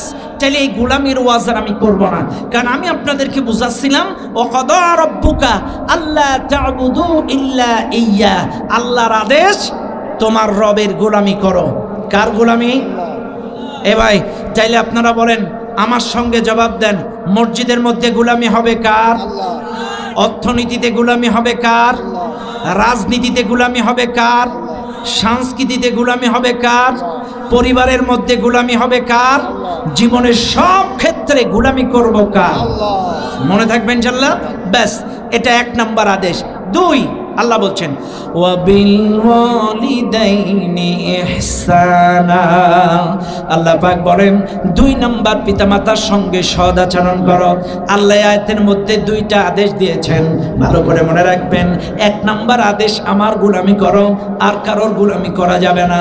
2 নম্বর আদেশ পিতামাতার সঙ্গে সৎ আচরণ করো, পিতামাতার সঙ্গে ভালো ব্যবহার করো। এই মাহফিলে যারা আছেন, এবার প্রশ্ন করবেন, হুজুর পিতামাতা কারা? একটু বিস্তারিত আপনি ব্যাখ্যা বিশ্লেষণ করেন। শুনে নেন লাফসার মুসলমানেরা, পিতা মাতা হলো তারা এই পৃথিবীতে সবচাইতে আপনাকে মহব্বত করে যারা। পিতামাতা হলো তারা এই পৃথিবীতে সবচাইতে আপনার জ্বালাতন সহ্য করে যারা। এবার আপনারা মিলায় নেন, এই মাহফিলের জনগণ যারা, একটু একটু করে আপনারা মিলায় নেন, এই পৃথিবীতে সবচাইতে আপনাকে ভালোবাসে কে? একটু যদি বিস্তারিত খাটায়া দেখেন, আপনার মা বাবার চাইতে কেউ আপনাকে ভালোবাসে না। মায়ের ভালোবাসা দাদির মতো হয় না, মায়ের ভালোবাসা ফুফুর মতো হয় না, খালার ভালোবাসা মায়ের মতো হয় না, নানির ভালোবাসা মায়ের মতো হয় না, চাচির ভালোবাসা মায়ের মতো হয় না, চাচার ভালোবাসা বাবার মতো হয় না, এরপরে দাদার ভালোবাসা বাবার মতো হয় না, ফুপার ভালোবাসা বাবার মতো হয় না। মা বাবা এত তোমাকে ভালোবাসে, একটু মিলায় নাও মুসলমানেরা, তোমার মা তোমাকে কত মহাব্বত করে, একটু মিলায় নাও। ও মুসলমান, যেদিন থেকে তুমি তোমার মায়ের গর্ভে গিয়েছ, একটু মিলায় নেন। যেদিন থেকে আপনি আপনার মায়ের গর্ভের মধ্যে গিয়েছেন, ওই দিনের পর থেকে মুসলমান বাবাজিরা আমার, যেদিন থেকে গেলেন ওই দিনের পর থেকে আপনার মা পেট ভরে ঠিক মতো ভাত খেতে পারে নাই, বারবার বমি করেছে, বারবার বমি করেছে, ঠিক মতো ইচ্ছা মতো যা খুশি তাই খাইতে পারে নাই। অনেক সময় গর্ভবতী মা ইচ্ছা করলেই সব কিছু খাইতে পারে না, অনেক কিছু বাচক আছে সব কিছু খাইতে পারে না। ইচ্ছা মতো তোমার মা চলতে পারে না, ইচ্ছা মতো উপরে উঠতে পারে না, ইচ্ছা মতো স্বাধীনভাবে তোমার মা ঘুরতে পারে না। এবার মিলায় নেন, 9 মাস 10 দিন, 9 মাস 10 দিন পরে তুমি তোমার মায়ের গর্ভ থেকে এই দুনিয়ার বুকে জন্মগ্রহণ করলে, রক্তের সাগরে ভাসিয়ে, পাহাড় সমান কষ্ট দিয়ে, ব্যথার সাগরে ভাসি তুমি দুনিয়ার মধ্যে এলে। রক্তের স্রোতে তুমি দুনিয়ার মধ্যে আসার পরে তোমার মা তোমাকে কোলের মধ্যে, বুকের মধ্যে টেনে নিল। 24টা মাস তোমাকে বুকের তাজা দুধ খাওয়ায় তোমারে মানুষ করলো। ভালো করে মনে রাখবেন, 24টা মাস তোমার মা বুকের তাজা দুধ খাওয়ালো। 24টা মাস বুকের তাজা দুধ খাওয়ায় ক্ষান্ত নয়। শুনে নেন এই মাহফিলের জনগণ, একটা ইট, একটা পাকা ইট যদি কারোর পেটের সঙ্গে বেঁধে দেওয়া হয়, 24টা ঘন্টায় ইটটা বেঁধে খাওয়া দাওয়া, অফিস আদালত কোর্ট কাছারি খাওয়া দাওয়া, ঘুম পারবেন? পারবেন? একটা ইট 24 ঘন্টা পেটের সঙ্গে বেঁধে খাওয়া দাওয়া, চলাফেরা, ঘুরতে পারবেন না। কিন্তু আপনার মা 9 মাস 10 দিন এই গর্ভে আপনাকে এই পেটের মধ্যে নিয়ে চলাফেরা করেছে, খাওয়া দাওয়া করেছে। 24টা মাস বুকের তাজা দুধ খাওয়ায় আপনাকে মানুষ করেছে। আজকে শুনে নেন, ম্যাক্সিমাম মায়েদের ক্যালসিয়ামের ঘাটতি, ম্যাক্সিমাম মায়েদের আজকের মাজা ব্যথা, ম্যাক্সিমাম মায়েদের আজকের হাড় ক্ষয়, ম্যাক্সিমাম মায়েদের আজকের কুজু হয়ে যায়, শরীরের মধ্যে কিচ্ছু নাই। কেন নাই? একটু ভালো করে মনে রাখবেন মুসলমান বাবাজিরা আমার, একটা সন্তান যদি 24 মাস দুধ খায়, 24 মাসে কয়দিন হয়? এই একটা ক্যালকুলেটর নেন, স্মার্ট বয়কে, যুবক একটা ক্যালকুলেটর ধরো। এই কয় যুবকেরা কই? এই মাহফিলে যুবক আছে না? হ্যাঁ, কত? 720। 720 দিন 24 মাসে। এবার আসেন, 720 দিন যদি 24 মাসে হয়, অনেক মায়ের 5টা বাচ্চা, অনেক মায়ের 8টা বাচ্চা, অনেক মায়ের 3টা বাচ্চা।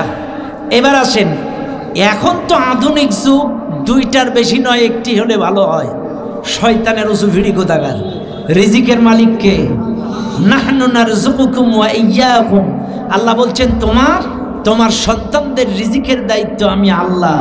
কিন্তু এরা মনে করে কি খাওয়াবো, কি পড়াবো, এই উদ্দেশ্যে যদি আপনি সন্তান হত্যা করেন, এটা হারাম। কিয়ামতে আপনাকে হত্যার আসামির কাতারে দাঁড়ানো লাগবে। আল্লাহ সূরা আনআমের 151 নম্বর আয়াতে 5টা জিনিস হারাম করেছেন, তার মধ্যে 2 নাম্বার হলো ওয়ালা তাকতুলু আওলাদাকুম মিন ইমলাক, দারিদ্রতার ভয়ে সন্তান হত্যা করো না। আজকে আপনারা বলবেন হুজুর ইচ্ছা করে কেউ হত্যা করে না, কিন্তু আপনি ইচ্ছাকৃতভাবেই আপনার গর্ভের সন্তানটাকে নষ্ট করছেন। ওই মা বাবাকে অবশ্যই অবশ্যই কিয়ামতে হত্যার আসামির কাতারে দাঁড়ানো লাগবে। তবে হ্যাঁ, ভেঙ্গে বলা ভালো, নেগেটিভ পজিটিভ ভালো। আপনার 1টা বাচ্চা, 2টা বাচ্চা, 3টা বাচ্চা সিজার করে ডাক্তার বলেছে পরবর্তী বাচ্চাটা নিলে আপনার স্ত্রীর না বাঁচার সম্ভাবনা হুমকির দ্বারমুখীন। বাচ্চাও হুমকিতে থাকবে, মাও হুমকিতে থাকবে। যদি ডাক্তার রিস্কি দেখায়, সেই ক্ষেত্রে আপনি যদি বাচ্চা গ্রহণ থেকে দূরে থাকেন, সেক্ষেত্রে মাসলা আপনাকে কিছুটা ক্ষমা দৃষ্টিতে দেখবে। কিন্তু আপনি ইচ্ছাকৃতভাবে যদি সন্তান নষ্ট করেন, অবশ্যই আপনাকে হত্যার আসামির কাতারে কিয়ামতে দাঁড়ানো লাগবে। যেই মা বাবা সন্তান নষ্ট করেছেন, আসামির কাতারে দাঁড়ানো লাগবে আপনাকে। ওয়ালা তাকতুলু আওলাদাকুম মিন ইমলাক, দারিদ্র্যের কারণে সন্তান হত্যা করা হারাম। এবার আসেন, চাইলে আপনার মায়ের 5টা, সাপোজ আমার কথাই বলি, আমরা 8 ভাই বোন, 4 ভাই 4 বোন। চাইলে এবার আসেন, 720 গুণ 730, 730 গুণ 8, 5840 দিন। এবার আপনারা বলেন, যেই মা 8 ভাই বোনকে 5840 দিন বুকের দুধ খাওয়ালো, এই মায়ের শরীরে কি কিছু থাকে? কথা বল না। ও ভাই, যেই মা 5840 দিন দুধ খাওয়ালো, সেই মায়ের শরীরে কিছু থাকে না। সেই মায়ের হাড় ক্ষয় তো হবেই, কারণ 8টা ভাই বোন 5840 দিন তুমি রক্তগুলো চুষে চুষে খেয়েছো। মায়ের বুক থেকে তুমি চুষে চুষে তার শরীরের সবগুলো খেয়ে ফেলেছো। এই জন্য তোমার মায়ের হাড় ক্ষয়, ক্যালসিয়ামের ঘাটতি, তোমার মায়ের মাজা ব্যথা, হাঁটু ব্যথা, চিৎকার করে যন্ত্রণায়। তুমি কি পারো না ওই মায়ের পাটা আধা ঘন্টা ম্যাসেজ করে দিতে? তুমি কি পারো না তোমার মায়ের মাজাটা ম্যাসেজ করে দিতে? তুমি যেদিন থেকে জন্মগ্রহণ করেছো, ওই দিন থেকে 5 বছর তোমার প্রস্রাব পায়খানার কাঁথা পরিষ্কার করেছে তোমার মা। 1 থেকে 5 বছর পর্যন্ত তুমি প্রস্রাব পায়খানা করেছো। ও ভাই, কোন বাচ্চা রাতে 20টা, 15টা, 10টা, 5টা। এবার আপনি মিলান 365 গুণ 5, 1825 দিন। 5 বছরে আপনার মা আপনার প্রস্রাব পায়খানার কাঁথা 2 হাত দিয়ে কসলায় কসলায় পরিষ্কার করেছে। আজ তোমার মা বিছানায় পড়ে আছে 1 মাস। তুমি কি পারো না তোমার মায়ের কাপড়টা 1 মাস পরিষ্কার করে দিতে? 1825 দিন তোমার মা তোমার প্রস্রাব পায়খানার কাঁথা পরিষ্কার করেছে। এটা তো আমি কম বললাম। এখনো পর্যন্ত 18-20 বছর বয়স অনেক ছেলের তার মা বাবা তার কাপড় চোপড় পরিষ্কার করে। তাহলে আমি সর্বনিম্ন 18-25 দিন, 1825 দিন তোমার মা বাবা পরিষ্কার করলো তোমার কাপড় চোপড়, প্রসাবের পায়খানার কাপড়, অথচ আজকে তোমার মা পড়ে আছে একটা মাস। তুমি কি পারো না তোমার মায়ের কাপড়টা নিজে হাতে ধুয়ে দিতে? পারো না? তুমি তোমার বাবার কথা চিন্তা করো না? তোমার বাবা ভ্যান চালায়, রিক্সা চালায়, জোন খেটে কত কষ্ট করে তোমার মানুষ করেছে। কত কষ্ট করে তোমার বাবা এই প্রচন্ড রৌদ্রের মধ্যে মাঠের মধ্যে ধান কেটেছে। এই প্রচন্ড গরমের মধ্যে তোমার বাবা ভ্যান চালিয়েছে। এই প্রচন্ড গরমের মধ্যে তোমার বাবা কত কষ্ট করে তোমাকে মানুষ করেছে। একই ছেঁড়া জামা গাইতে তোমার বাবা 3টা ঈদ করেছে, অথচ তোমাকে প্রতি ঈদে ঈদে নতুন জামা কিনে দিয়েছে। তুমি কি পারো না? সেই বাবা আজকের বয়স হয়ে গেছে, সপ্তাহে তাকে 400 টাকা 200 টাকা হাত খরচ দিতে। তোমার বাবারও তো চুল দাড়ি কাটা লাগে, তোমার বাবারও তো পান, তোমার বাবারও তো একটু চা খাইতে মন চায়। তুমি কি পারো না সপ্তাহে 200 টাকা তোমার বাবার হাত খরচ দিতে? দুনিয়ার মানুষ, আল্লাহর কোরআন বলেন, ইম্মা ইয়াবলুগান্না ইনদাকাল কিবারা আহাদুহুমা আও কিলাহুমা, তোমার মা বাবা একজন অথবা উভয় বার্ধক্যে উপনীত হয়ে তোমার জীবদ্দশায় যদি পড়ে, আহাদুহুমা একজন, আও কিলাহুমা অথবা উভয়, দুইজন যদি তোমার জীবদ্দশায় এসে পড়ে বৃদ্ধ অবস্থায়, তাদের আচার আচরণের কারণে অনেক সময় বয়স্ক মা বাবা ব্রেন ঠিক থাকে না। দেখবেন 60-এর ঊর্ধ্বে চলে গেলে মানুষ একটু বেশি কথা বলে, একই কথা বারবার বলে, ঘুরে ফিরে নাতি পুতারে কোলে নেয়, চুমা খায়। অনেক সময় তোমার বাড়ির একটা কাঁচের গ্লাস মায়ের হাতের থেকে পড়ে যেতে পারে, অনেক সময় তোমার বাড়ির একটা কাঁচের জগ মায়ের হাতের থেকে পড়ে যেতে পারে। না তোমার জন্য বাড়ি না, অথচ আল্লাহ বলছেন ফালা তাকুল্লাহুমা উফ, তাদের আচার আচরণের কারণে বিরক্তি হয়ে উফ শব্দ পর্যন্ত বলো না। ওয়ালা তানহারুহুমা, তাদেরকে ধমক দিয়ে কথা বলো না। শুনে নেন আজকের মাহফিলের মুসলমান, একটা কাঁচের গ্লাসের কারণে বাবাকে ধমক দিলে, একটা জগের কারণে মাকে ধমক দিলে, ও মুসলমানেরা, আজকে এমন সন্তান এই মাহফিলে আছে, বাবার আইফোনটা জগের মধ্যে ভিজায় রাখে, অনেকের দামি 20,000 টাকার ঘড়িটা ইট দিয়ে ঘা মেরে ভেঙে ফেলে, অনেকের টাচ মোবাইলটা উপর তালার থেকে নিচে ফেলায় দেয়। বলেন তো আপনি আপনার বাবার মোবাইলটা ছোট্টবেলায় ফেলে দিয়েছিলেন, আপনার বাবাও মনে হয় একতলা থেকে ছেলে দিছিল আপনারে? চলে নাই? তাইলে একটা কাঁচের গ্লাস নষ্ট করেছে, কেন আপনি ধমক দেন? অনেক সময় দেখবেন অনেকের স্ত্রী আগে মারা যায়, মা আগে মারা যায়, বাবা বেঁচে আছে। তাইলে মা মারা গেছে, বাবার বয়স 60-70। এখন আসেন, বাবার তো আর সঙ্গী নাই, 70 বছরে আর বিয়েও করে নাই, বাবার তো আর কোনো সঙ্গী নাই। আপনার ছোট ছোট সন্তান ঘুরে ফিরে ওই দাদা বারবার ওই নাতিরে বা পুতারে তুলে চুমা খাইতে যায়। অনেক সময় ছোট ছোট বাচ্চারা দাদার কাছে যাইতে যায় না, দাদা বারবার চুমা খায়, আদর করে, যাইতে যায় না। অনেক বউরা আছে, আপনি দেখেন না আপনার কাছে যেতে হবে না, বারবার নিয়ে গেল, কথা বলে না, আছে না? এই যে আপনি ধমক দিলেন, আরে আপনার বাবার তো কোনো সঙ্গী নাই, মা জীবিত নাই, বাবা আর বিয়ে করে নাই, চাইলে ওই বাবার তো একটা সঙ্গী দরকার, গল্প করার লোক দরকার। নাতি পুতারে বারবার তুলে আদর করে, গল্প করে, তাতেও তুমি বিরক্ত বোধ করো। খবরদার, তাদেরকে ধমক দিবে না, ধমক দিয়ে কথা বলবে না।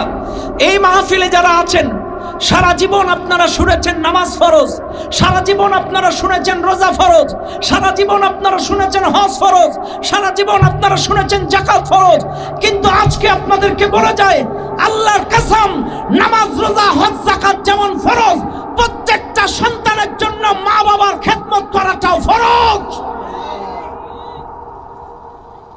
প্রত্যেকটা মা বাবার খেদমত করাটা ফরজ।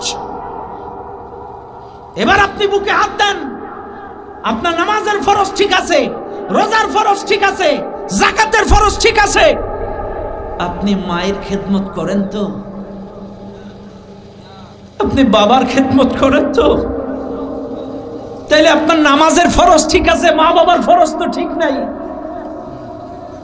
অনেকেই আছে দেখবেন 3 ছেলে মেয়ে, তারপরেও তার বাবা ভিক্ষা করে, মা ভিক্ষা করে, লোকের কাছে চেয়ে চেয়ে বেড়ায়। লজ্জা করে না?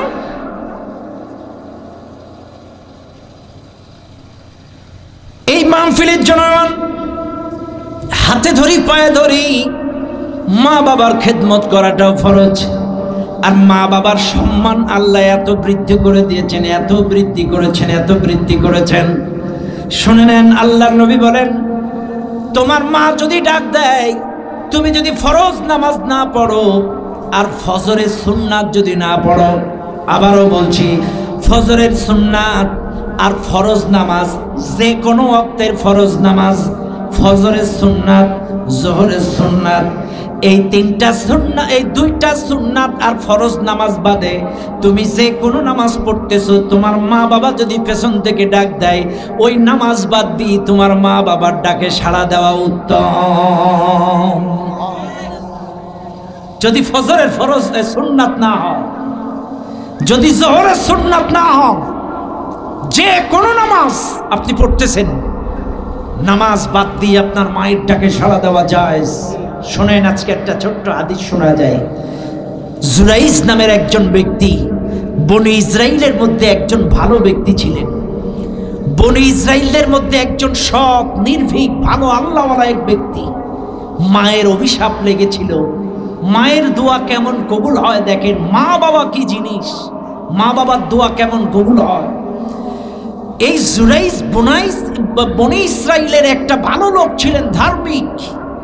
এই হাদিসটা বুখারীর মধ্যে এসেছে, মুসলিমের মধ্যে এসেছে, অসংখ্য হাদিসের মধ্যে এই হাদিসটা টানা হয়েছে জুরাইজের ঘটনা। জুরাইজ ছিলেন একজন আল্লাহওয়ালা ব্যক্তি। শহরের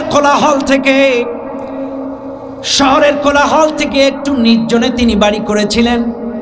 কারণ হলো তিনি একটু বেশি বেশি ইবাদত করতেন, এত বেশি ইবাদত বন্দেগী তাসবিহ তাহলিল করতেন, দুনিয়ার কোনো খেয়াল তার মাথায় ছিল না। একবার তিনি নামাজ পড়তেছেন, তার মা পেছন দিকে ডাক দিলেন। জুরাইজ চিন্তা করলেন, আমি আমার মায়ের ডাকে সাড়া দেব নাকি নামাজ পড়ব। তিনিও চিন্তার মধ্যে ছিলেন। তার মা ডেকে ডেকে যখন জুরাইজকে পেলেন না, জুরাইজ নামাজ পড়লেন, মায়ের ডাকে সাড়া দিলেন না। এইবার মা সন্তানকে না পেয়ে ডাক দিয়ে বলে, আল্লাহ, আমার জুরাইজ যেন একজন বেশ্যা পতিতার মুখোমুখি না হয়ে ওর মরণ না হয়। কি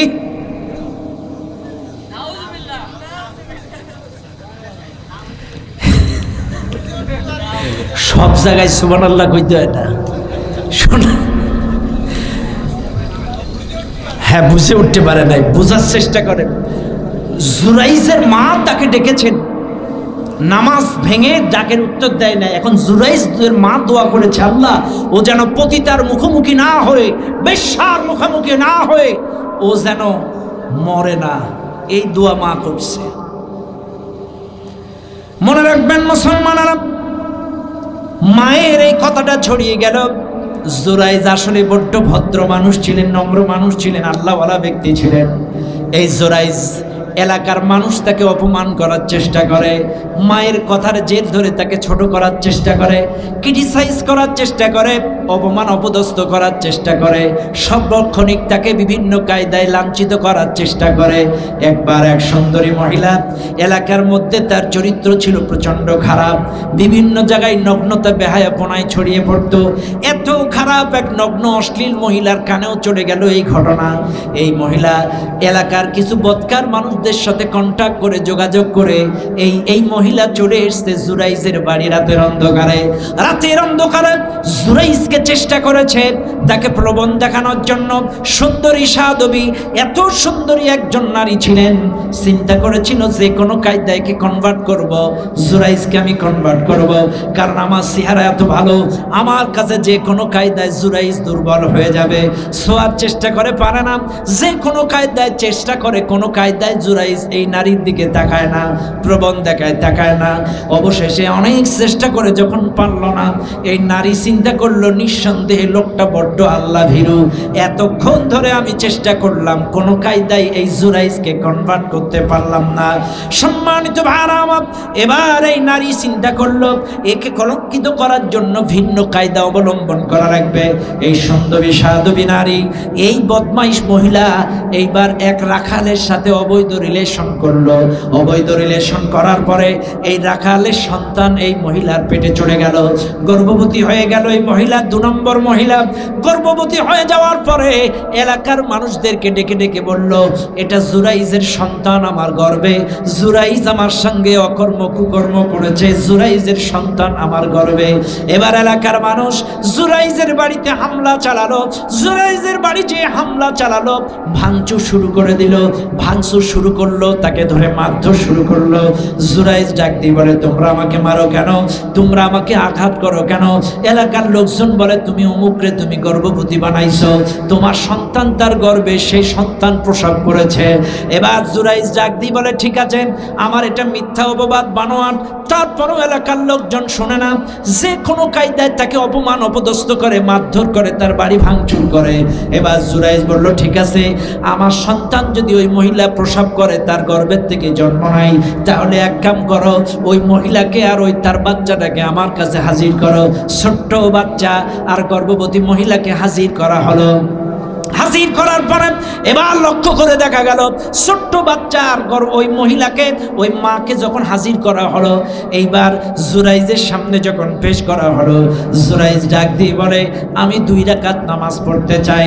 উপস্থিত এলাকার মানুষ, এবার জুরাইজ উপস্থিত, ওই মহিলা উপস্থিত, ছোট্ট বাচ্চা উপস্থিত। এবার ডাক দিয়ে বলে, আমি 2 রাকাত নামাজ পড়তে চাই। জুরাইজকে 2 রাকাত নামাজ পড়ার পারমিশন দেওয়া হলো। জুরাইজ 2 রাকাত নামাজ আদায় করলেন। নামাজ আদায় করে আল্লাহর কাছে কাঁদলেন, আল্লাহ, ইজ্জতের মালিক তুমি আল্লাহ।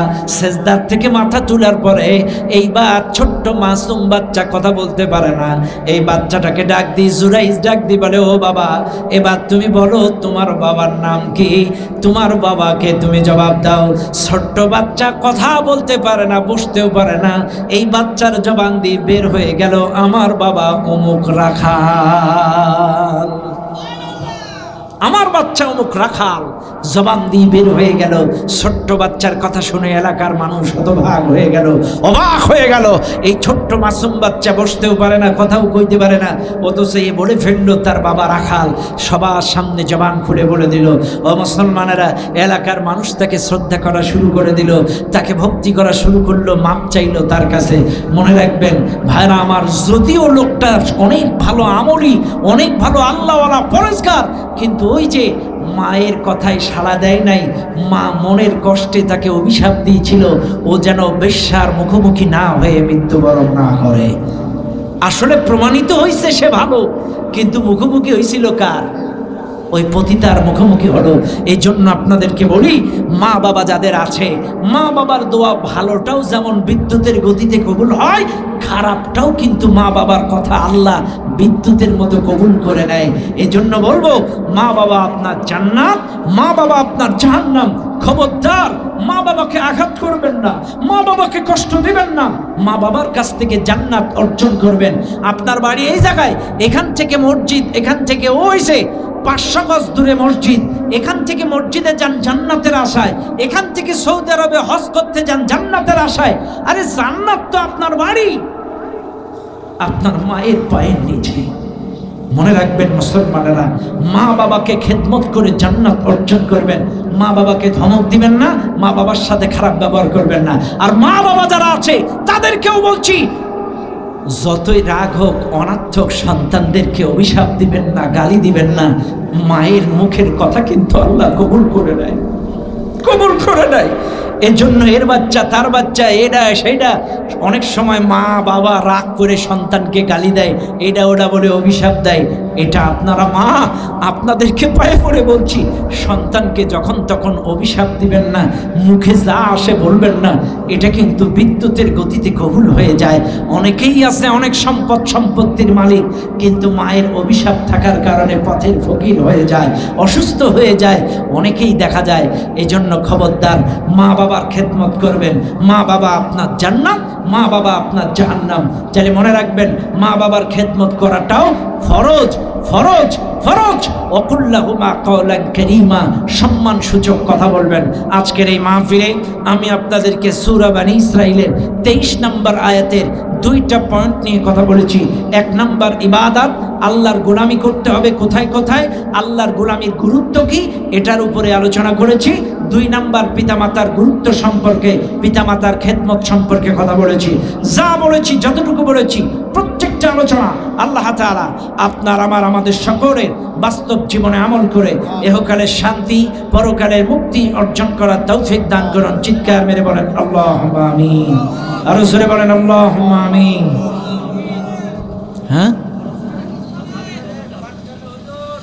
গজল হবে, শুনবেন? নামাজ পড়বেন তো ইনশাল্লাহ? একটু হাত তুলে দেখান, বলেন আল্লাহ আগামী ফজর থেকে স্বেচ্ছায় সজ্ঞানে 5 ওয়াক্ত নামাজ মৃত্যুর আগ পর্যন্ত জামাতের সহিত আদায় করবেন ইনশাআল্লাহ। বার আমার ছোট্ট একটা ইলান দেই, আগামীকাল এই মাহফিলে যিনি আসবেন প্রধান বক্তা হিসেবে, সেকেন্ড আজহারি বলা হয় তাকে, বাংলাদেশে মিজানুর রহমান আজহারির কণ্ঠে যিনি আলোচনা করেন, মাহমুদুল হাসান রাজশাহী। এই মাহমুদুল হাসান আগামীকালকে আপনাদের এলাকার মাহফিলের প্রধান মেহমান। আমি আবারও বলছি, মাহমুদুল হাসান তিনি সেকেন্ড আজহারি বলে তিনি খ্যাত। বাংলাদেশে, গোটা বাংলাদেশে লক্ষ লক্ষ মানুষ হয় তার মাহফিলে, সেকেন্ড আজহারি বলে পরিচিত। আগামীকাল তিনি এই মাহফিলে ঠিক 10:30টায় ইনশাল্লাহ মঞ্চে উঠবেন।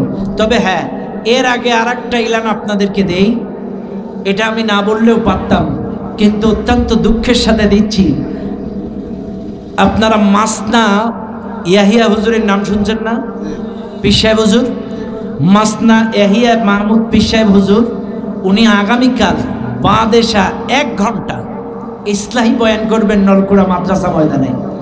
নলকুড়া দারুল কোরআন হাফিজিয়া মাদ্রাসা, খোকন হেসারির পাশে যে মাদ্রাসা, এই মাদ্রাসা মাঠে এশার নামাজের পরে, অর্থাৎ 8:30 থেকে 9:30, 1 ঘন্টা আলোচনা করবেন। মাত্র 1 ঘন্টা কথা বলে উনি চলে যাবেন, অন্য প্রোগ্রাম আছে। কাজী ইসলাহি বয়ান, উনি তো তাফসির মাহফিল বা বড় ওয়াজ মাহফিল বলে না, উনি আর কি হেদায়েতি বয়ান করেন, যুগ উপযোগী দিক নির্দেশনামূলক আলোচনা করেন। 1 ঘন্টা কথা বলবেন মাত্র। আপনাদের দাওয়াত রইল, এবং তারপরে আপনারা স্বতঃস্ফূর্তভাবে এই মাহফিলে অংশগ্রহণ করবেন। মাহমুদুল হাসান রাজশাহী, তিনি আগামীকাল 10:30টায় মঞ্চে উঠবেন ইনশাআল্লাহ। স্বতঃস্ফূর্তভাবে এই মাহফিলে যারা এসেছেন, যারা আসেন নাই, সবাই দলে দলে দাওয়াতি কাজ করে সবাইকে নিয়ে আসবেন। আসলে সিজনালি প্রোগ্রাম আর আনসিজনালি প্রোগ্রাম এটা এক হয় না। প্রচণ্ড গরম, মানুষের মধ্যে অস্থিরতা বিরাজ করছে, এই জন্য আর কি মানুষ কম বা বিভিন্নভাবে মানুষ আসে নাই। তো যাই হোক, আগামীকাল দলে দলে সবাই অংশগ্রহণ করবেন। এখন আপনাদের রিকোয়েস্টের গজলটা একটু শোনায় নাকি? হ্যাঁ, তবে আমাদের মাহফিল কমিটির যুবকদের কিছু পরামর্শ দেব। আগামীকাল A to Z সন্ধ্যা থেকে যতক্ষণ মাহফিল চলবে, একজন উপস্থাপক, দক্ষ উপস্থাপক মঞ্চে বসে থাকবে A to Z। কে মাইক ছাড়লো, কে মাইক ধরলো, A to Z, এই মসজিদের ইমাম হোক আর যেই হোক, A to Z মাহফিল শেষ পর্যন্ত একজন দক্ষ উপস্থাপক মাহফিলের মঞ্চে উপস্থিত থাকবে। 2 নাম্বার, বক্তাকে রিসিভ করা, আপ্যায়ন করা, এরকম অতিথি বিভিন্নভাবে আপনারা কিছু স্বেচ্ছাসেবক অ্যাক্টিভ রাখবেন। আলহামদুলিল্লাহ, আল্লাহ আমাদের মাহফিলটা আগামীকাল সুশৃঙ্খলভাবে সুন্দর ওয়েদারে আগামীকালকের মাহফিলটাও যেন কবুল করেন, বলেন আমিন। একটা ফ্যানেরও দরকার। দেখেন না, আমি তো বাড়ির মাহফিল বলে যাইতে পারছি না, বলবেন হুজুর আবার গরম লাগে। বাইরের মাহফিল হলে দেখতেন জোড়ন ধরাতাম, খালি এলাকার মাহফিল বলে কিছু বলতে পারছি না। একটা স্টেজে টেবিল ফ্যান দরকার, প্রচণ্ড গরম একটা টেবিল ফ্যান, কারণ কথা বলা অনেক কষ্টে, একটা টেবিল ফ্যান মঞ্চে ব্যবস্থা করবেন। আর জেনারেটর আলা যিনি জেনারেটরের দায়িত্বে আছেন, প্রথমে কিন্তু ভোল্টেজে আপ ডাউন করছে, এখনো পর্যন্ত ভোল্টেজ নাই, যেটা প্রয়োজন সেটা নাই, দরকার হলে জেনারেটর আর একটা বাড়াবেন, তারপরে এরকম আলো অল্প হলে চলবে না, পূর্ণাঙ্গ আলো দিতে হবে। এটার তেল নেই তা তেল দেবে না কেন? এত টাকা খরচ, মাত্র 10টা তেল যাবে, বেশি যাবে না, তেল দিয়ে দেবেন, ভোল্টেজ হাই ভোল্টেজ পাবে, আলো আলোকিত হয়ে যাবে। হ্যাঁ আসেন। ফজরের ক্ষণ গেল পড়নি নামাজ, জোহরে ডুবেছিলে নিয়ে শত কাজ। ফজরের ক্ষণ গেল পড়নি নামাজ, জোহরে ডুবেছিলে নিয়ে শত কাজ। হেলাই খেলাই গেল আসরের কাল, হেলাই খেলাই গেল আসরের কাল। মাগরিবেও পড়লে না নামাজির সাজ, ফজরের ক্ষণ গেল পড়নি নামাজ, জোহরে ডুবেছিলে নিয়ে শত কাজ। বিনোদনে কেটে গেল এশার সময়, এতটুকু জাগলো না কবরের ভয়। বিনোদনে কেটে গেল এশার সময়, এতটুকু জাগলো না কবরের ভয়। খুঁজলে না একবারও নাজাতের পথ, খুঁজলে না একবারও নাজাতের পথ। মুসলিম নাম নিতে পেলে না কোলাজ, ফজরের ক্ষণ গেল পড়নি নামাজ, জোহরে ডুবেছিলে নিয়ে শত কাজ। তোমার মতন নেই হতভাগা কেউ, নেই এত পাপাচার পৃথিবীতে আর। একবার শুরু হলে ভাঙনের ঢেউ, কখনো ফেরাতে জানি পারবে না তার। তোমার মতন নেই হতভাগা কেউ, নেই এত পাপাচার পৃথিবীতে আর। একবার শুরু হলে ভাঙনের ঢেউ, কখনো ফেরাতে জানি পারবে না তার। নামাজি ফারা করে কাফের মুমিন, বিশ্বাসে আবাদ করো বুকের জমিন। নামাজি ফারা করে কাফের মুমিন, বিশ্বাসে আবাদ করো বুকের জমিন। সালাত কায়েম করা ইমানের দাবি, নামাজ কায়েম করা ইমানের দাবি।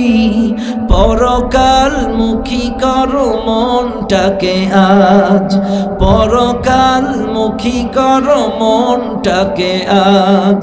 ফজরের ক্ষণ গেল পড়নি নামাজ, জোহরে ডুবেছিলে নিয়ে শত কাজ।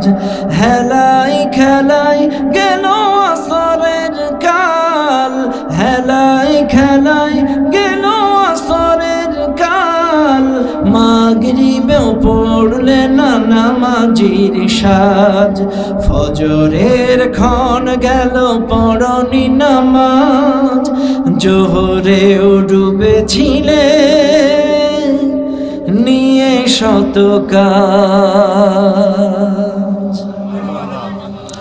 আস্তাগফিরুল্লাহ আল্লাযী লা ইলাহা ইল্লা হুয়াল হাইয়্যুল কাইয়্যুম ওয়া আতুবু ইলাইহি।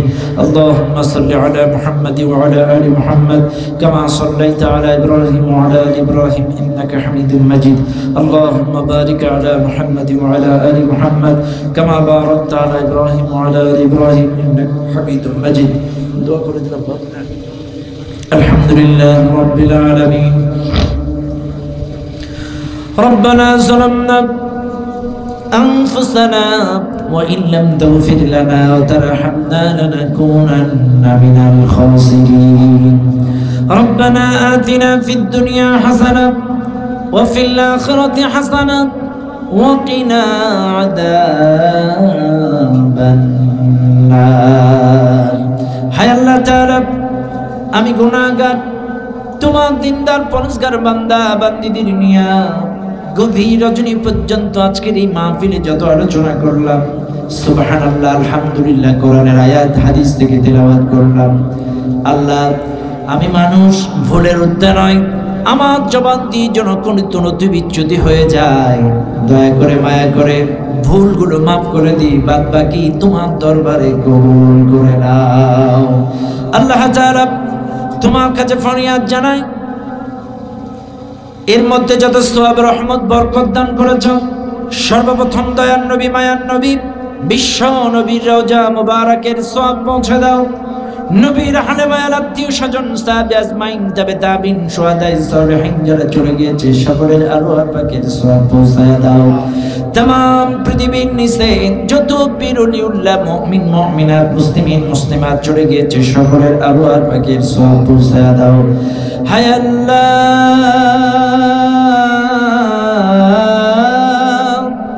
আমরা যারা হাত তুলেছি আমাদের মধ্যে যাদের জনম দুঃখিনী মা নাই আল্লাহ কত মানুষের জনম দুঃখী বাবা নাই আল্লাহ তুমি তো ভালো জানো কার মা নাই বাবা নাই ও আল্লাহ এই জনম দুঃখিনী মায়ের কথা মনে পড়ে ও আল্লাহ জানি না কত কষ্ট করতেছে কবরে আমেরিকা লন্ডন থাইল্যান্ডের খবর নেটের মাধ্যমে মিডিয়ার মাধ্যমে দেখা যায় শোনা যায় পাওয়া যায় কিন্তু বাড়ির পেছনে আম বাগানে বাজ বাগানে জনম দুঃখিনী মা বাবা কোন অবস্থায় আছে দেখাও যায় না শোনাও যায় না রব্বুল আলামিন জনম দুঃখিনী মা বাবার কবরে যদি কোনো আযাবে গ্রেফতার হয়ে থাকে কিয়ামত পর্যন্ত কবর আযাব মাফ করে দাও যাদের কবরগুলো জান্নাতের বাগান বানায় দাও কবরে শুয়ে জান্নাতের সুঘ্রাণ পাইতে পারে এমন তৌফিক দান করে দাও অনেকে দাদা দাদি নানা নানি শ্বশুর শাশুড়ি উস্তাদ মুরব্বি ভাই বোন যার যত কলিজার টুকরা চলে গিয়েছে তাদেরকে মাফ করে দাও তাদের কবরগুলো জান্নাতের বাগান বানায় দাও ও আল্লাহ লাপসার মাটির নিচে যত মুসলমান শস্য পরিমাণ ইমান নিয়ে চলে গিয়েছে তাদের রূহ মুবারকের সওয়াব পৌঁছায়া দাও ও আল্লাহ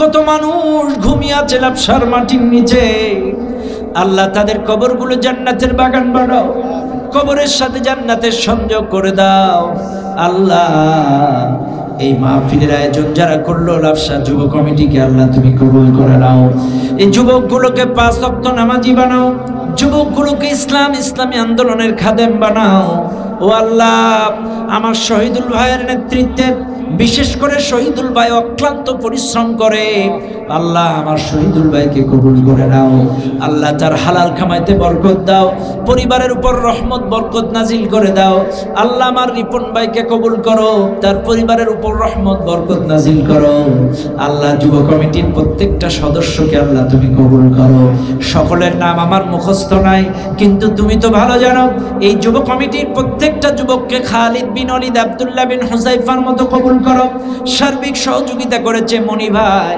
মেম্বার ভাইকে আল্লাহ তুমি কবুল করো আল্লাহ অলরেডি তার হাড়ের মধ্যে রিং বসানো আছে ও কাবার মালিক দয়া করে তার নেক হায়াত বাড়ায় দাও শিফায়ে কামেলা আজলা দাও আল্লাহ খাস করে মাহবুব আমার পাশে 3 জন মুরব্বি বসা আছে আল্লাহ আমার বাজানদের নেক হায়াত বাড়ায় দাও আল্লাহ এই 3 জন বাজানের হালাল উপার্জনে বরকত বাড়ায় দাও তাদের সন্তানগুলো মানুষের মতো মানুষ হিসেবে কবুল করে নাও তাদের পরিবারের উপর রহমত বরকত নাজিল করে দাও ও আল্লাহ খাস করে এই মাহফিলের জন্য অর্থ দিয়ে শ্রম দিয়ে বুদ্ধি দিয়ে এলাকার মানুষ যারা সহযোগিতা করেছে আল্লাহ কবুল করে নাও আল্লাহ 500 1000 2000 100 250 টাকা 20 টাকা এলাকার মানুষ যারা দান করেছে দানের বদৌলতে তাদের হালাল উপার্জনে বরকত বাড়ায় দাও দানের বদৌলতে তাদের জীবনের গুনাহগুলো মাফ করে দাও দানের বদৌলতে তাদের মনের নেক আশা আকাঙ্ক্ষা পূরণ করে দাও ও আল্লাহ আজকের মাহফিলটা যেমন সুন্দর সুশৃঙ্খল ভাবে সমাপ্ত হলো তোমার কাছে দোয়া করি আল্লাহ বৈরী আবহাওয়া শুনতেছি, বারবার খবরে দেখাচ্ছে, রেডিওয় শোনা যাচ্ছে। আল্লাহ দোয়া করি কোরআন শোনার মতো পরিবেশ তুমি আগামীকালকেরও করে দিও। আজকের মতো সুন্দর ওয়েদারে সুন্দরভাবে মাহফিলটা সমাপ্ত হইতে পারে তুমি তৌফিক দান করে দাও। আল্লাহ অনেক মা বোন এসছে পদ্মার ভেতরে, আল্লাহ আমার মা বোনগুলোকে 5 ওয়াক্ত নামাজি বানাও। আমার মা বোনগুলোকে স্বামী শ্বশুর শাশুড়ি খেদমত করার তৌফিক দাও। আমার মা বোনগুলোকে পদ্মার শিলিনা বানাও। তাদের সন্তানগুলো মানুষের মতো মানুষ করার তৌফিক দাও। যাদের স্বামী সংসারে সুখ নাই, আল্লাহ সংসারে সুখ দিয়ে ভরপুর করে দাও। আল্লাহ যাদের সন্তান হয় না, কোল জুড়ে নেক সন্তান দান করে দাও। আল্লাহ যার মনে যত অশান্তি আছে আল্লাহ শান্তি দিয়ে পরিপূর্ণ করে দাও। আল্লাহ এই মাঠের চতুর্ধারে যত বাড়ি আছে তুমি কবুল করে নাও। আল্লাহ যত বাড়ি আছে প্রত্যেকটা বাড়ি আল্লাহকে আল্লাহ তুমি কবুল করো। লাপসার প্রত্যেকটা বাড়িকে তুমি রহমত বরকত নাজিল করো। আল্লাহ এই কলেজটাকে তুমি কবুল করো। আল্লাহ আশেপাশে যত শিক্ষা প্রতিষ্ঠান আছে কবুল করো। লাপসার মধ্যে বেশ কিছু হাফিজিয়া মাদ্রাসা আছে, আল্লাহ তুমি মাদ্রাসাগুলো কবুল করো, মসজিদগুলোকে কবুল করো। আল্লাহ লাপসা সুখ শান্তি আল্লাহ তুমি কবুল করো। সুশৃঙ্খলা হিসেবে আল্লাহ লাপসা খ্যাতি অর্জন করেছে গোটা বাংলাদেশে, শান্তিপূর্ণ একটা গ্রাম। আল্লাহ লাপসাকে তুমি কবুল করে নাও। আল্লাহ লাপসাকে তুমি কবুল করে নাও। আল্লাহ খাস করে দূর দূরান্ত থেকে যারা আসছে সহি সালামতে নিরাপদে গন্তব্যে পৌঁছানোর তৌফিক দাও। আল্লাহ মিডিয়ার ভাইরা যারা এসেছে দূর দূরান্ত থেকে আল্লাহ তাদেরকে হেফাজত করো, তাদেরকে কবুল করো। আল্লাহ তাদের মিডিয়াকে তুমি কবুল করো। গোটা পৃথিবীব্যাপী তাদের প্রচার প্রসার বাড়ায় দাও, তাদের সাবস্ক্রাইবার বাড়ায় দাও, হালাল উপার্জনে বরকত বাড়ায় দাও। আল্লাহ সিটি টিভি পাকিস্তানি হুজুরকে আল্লাহ তুমি কবুল করে নাও। আল্লাহ যারা যারা এসেছেন এখানে আল্লাহ প্রত্যেকজনকে আল্লাহ তুমি কবুল করে নাও। আল্লাহ প্রত্যেকের মনের নেক আশা আকাঙ্ক্ষা কবুল করে নাও। আজকের মাহফিল তুমি কবুল করো, কবুল করো, কবুল করো। আল্লাহ প্রচন্ড গরম, আল্লাহ তুমি সহনশীল তাপমাত্রা দিয়া দাও, আমাদের সহ্য করার মতো তাপমাত্রা তুমি দিয়া দাও। আল্লাহ আমাদের দোয়া তুমি কবুল করে নাও। আল্লাহ ফিলিস্তিনকে কিয়ামত পর্যন্ত স্বাধীন রাষ্ট্র বানায় দাও। গাজার উপরে রহমত বরকত নাজিল করো। আল্লাহ ইসরায়েলকে পৃথিবীর মানচিত্র থেকে নিশ্চিহ্ন করে দাও। আল্লাহ ইরানের প্রেসিডেন্টকে জান্নাতের সর্বোচ্চ মেহমান বানায় দাও। ইব্রাহিম রাইসি মুসলিম নেতা ছিলেন, গোটা পৃথিবীর মধ্যে একজন বীর সেফা ও সালাত। আল্লাহ তাকে জান্নাতের সর্বোচ্চ মেহমান তারে বানায় দাও। আল্লাহ খাস করে আল্লাহ তার জায়গায় উত্তম ইব্রাহিম রাইসির আরেকজন যোগ্য নেতা তুমি বানায় দাও। আল্লাহ গোটা পৃথিবীর রাহবাত তুমি তৈরি করে দাও। আল্লাহ তুমি কবুল করে নাও। মুসলিম দেশগুলোকে এক বানায় দাও। বাংলাদেশটাকে কবুল করে নাও। গোটা বাংলাদেশের মুসলিম সার্বভৌমত্বকে আল্লাহ তুমি কবুল করো, হেফাজত করো। আল্লাহ আমাদেরকে এক বানায় দাও। এই সোনার বাংলাদেশটাকে ইসলামী আন্দোলনের জন্য কবুল করো। সুবহান রাব্বিকা রব্বিল ইজ্জাতি আম্মা ইয়াসিফুন ওয়া সালামুন আলাল মুরসালিন ওয়ালহামদুলিল্লাহি রাব্বিল আলামিন برحمتك يا أرحم الراحمين.